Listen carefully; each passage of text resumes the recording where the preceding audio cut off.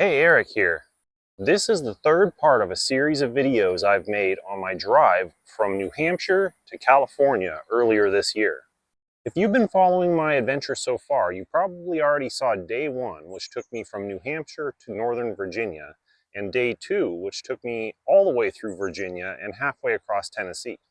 Day three would take me the rest of the way through Tennessee, all the way through Arkansas, and a good way into Oklahoma as well. This was all unfamiliar territory to me.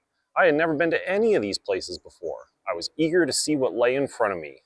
During the planning phase, this part of the trip was the biggest gamble. Wild weather is a guarantee around the central part of the US this time of year, and this year was looking wilder than most. Indeed, there were deadly tornadoes not far from my route just days before and days after I passed through. When it actually came to it though, the weather cooperated. It was beautiful all the way through. Before we continue the adventure, if you enjoy today's video, please click the like button and subscribe to the channel if you haven't already done so. Now, let's wander. Day 3, Lebanon, Tennessee to Henryetta, Oklahoma. Another morning, another Waffle House. This one was near my hotel in Lebanon. While there, I chatted with some locals who meet there frequently. It was a fun cultural experience and an insight into the people who live around there. They were friendly and welcoming even to an outsider like me. It all helped add to the overall positive experience I had while traveling through Tennessee. Lebanon is just east of Nashville. That's right, Nashville, as the locals pronounce it, and that meant I had to drive through the city during morning rush hour traffic. Would it have been smarter to traverse the city during evening rush hour the previous night, stopping at a hotel west of the city? Perhaps, but I didn't really think about that until just now. I'm officially entering Music City, metropolitan Nashville, home of the grand old traffic jam. Star Wars fans will appreciate this street name. There it is out there on the horizon, downtown Nashville. You know you're getting close to a big city when there are a bunch of inconsiderate jerks on the highway. I braved horrible morning Nashville traffic just to get this view for you. There's a really distinctive building there, center frame. The internet informed me that it is the AT&T building. Even though I don't much like cities, this downtown would probably be worth a visit someday. I-40 winds its way right through the downtown area, offering some great views compared to most cities. The northern terminus of the Natchez Trace Parkway is here.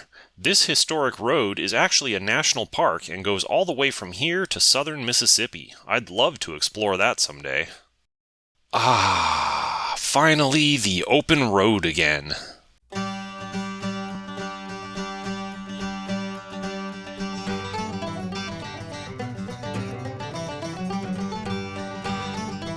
West of Nashville, Tennessee pretty much slopes gently down towards the Mississippi River, which forms its western border. More on that later.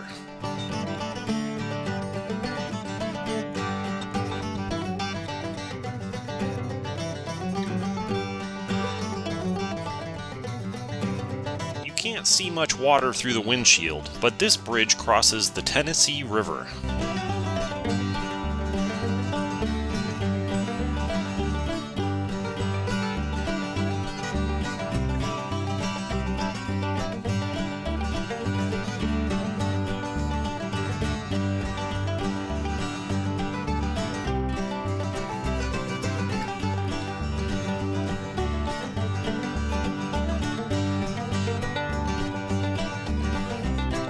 This exit leads to Shiloh National Military Park, another major Civil War site that I'd love to see someday, but didn't have time to stop for on this trip. By this point, the terrain was really flattening out.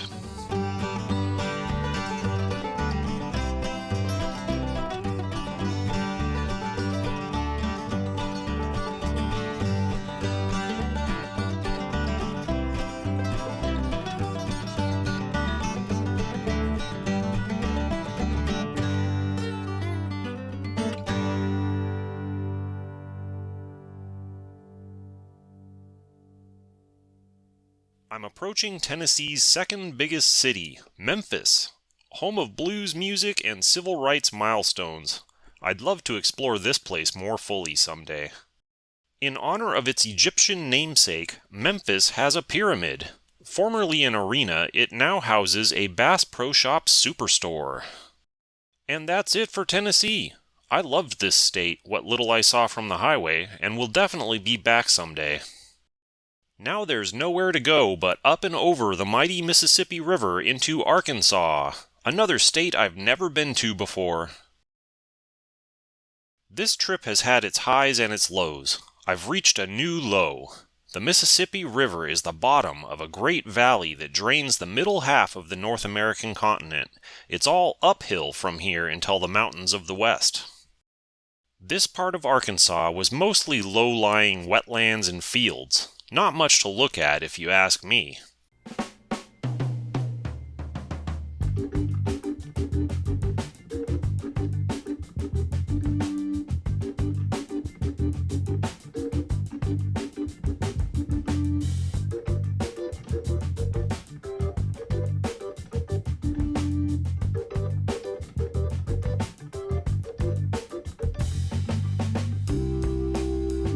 That's a pretty cool building. I was about to give up on Arkansas until I got to the area around Little Rock, which is like an oasis. Beautiful hills and trees everywhere. Pretty nice.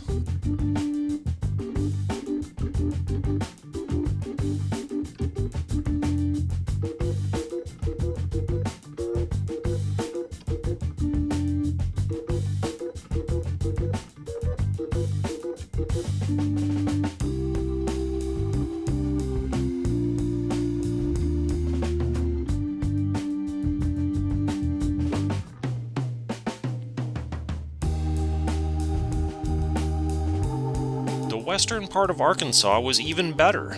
Skirting the southern boundary of the Ozarks, this was a hilly highland area that was really beautiful.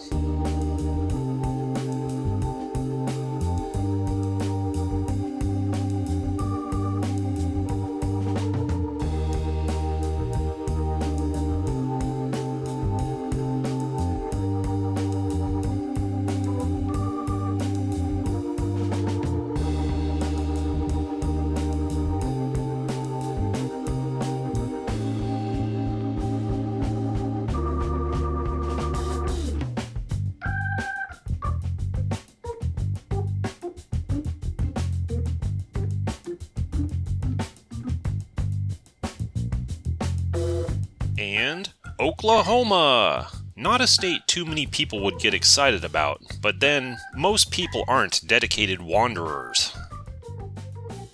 I've been to Oklahoma once before, but traveling the short way across from south to north through Oklahoma City. This time I'm going the long way across, so I'm seeing a lot of new parts of the state.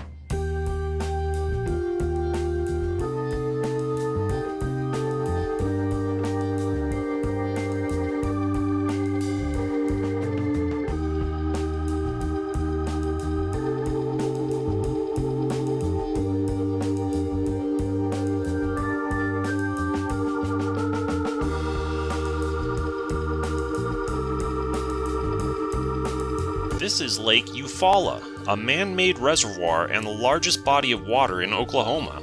I'll bet that's a great place to go fishing.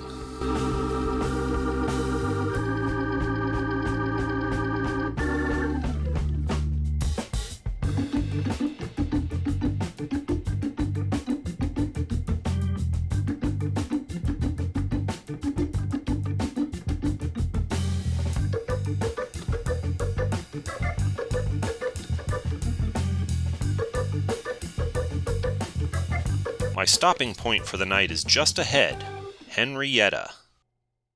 Henryetta is a small city best known as the adolescent home of NFL great Troy Aikman. It was a peaceful place to stay, and all the locals I met were very pleasant. I think it's a truism that the further away from the big city you get, the nicer people are. That's why I love flyover states like Oklahoma that aren't even on most people's radar. Thanks for watching. Stay tuned for the next part of the adventure coming soon.